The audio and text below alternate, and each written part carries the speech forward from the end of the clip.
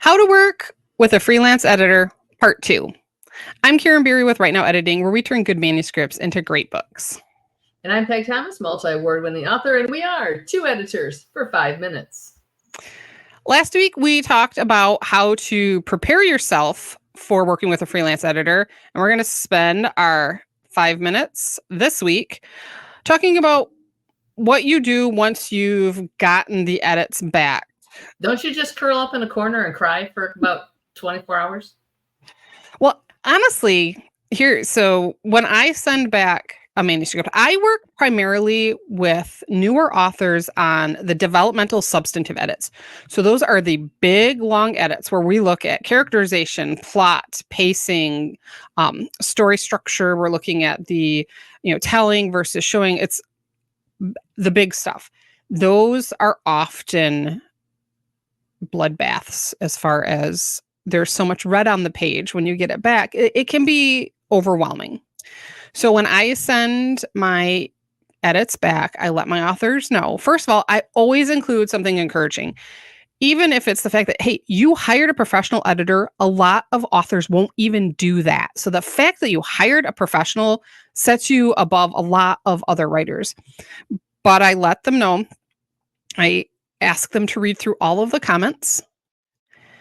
And then I let them know to shut their computer off, to walk away, to get some pizza or some ice cream or scream into a pillow or vent. And I ask them not to contact me for 48 hours because it can be very emotional to see all of those comments. And a lot of times Peg, it was actually when I was editing for Smitten, I had to talk a client off the ledge because she got back the comments. She's like, this book is terrible, isn't it? Why am I even bothering? Well, no, it wasn't terrible. There was a lot of good stuff. Her book went on to be nominated for an award. But when you spend so much time in a story and you get that much critique back, it can be emotional. So overwhelming. So that's what I always let people know. You need to take some time, you need to process, and then you need to ask yourself, how much of this is true and how much of this is just my emotions? After that, once they're done crying. I always tell my patients, I'm a doctor now. I always tell my clients that when I'm going through and making my comments, I am making the comments as I read through. So there may be some times when comments I make aren't applicable because I don't know what's coming next. And what they wrote may have set up what's coming next. And so when they read through them, to keep that in mind, I don't expect a client to ever take 100% of my comments because I am a point of reference commenter right there, what I know, what I see. So they're getting exactly from me what a reader might be thinking.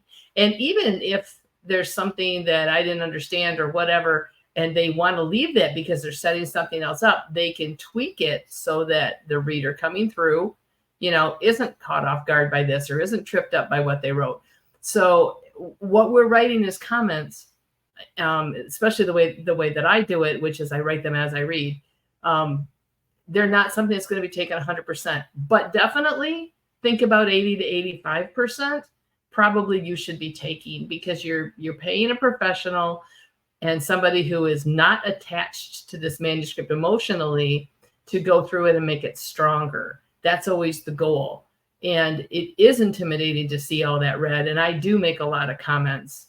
I'm very wordy in person and I'm very wordy as an editor. So you're gonna get a lot of comments when I do this. And don't be intimidated. Don't be afraid. Don't look at it as criticism. Don't look at it as I can't write. And Karin and I also both write, and we both have editors. And when I get my manuscript back from my editor, some days I won't even open it that day. It's like, I don't even want to deal with it.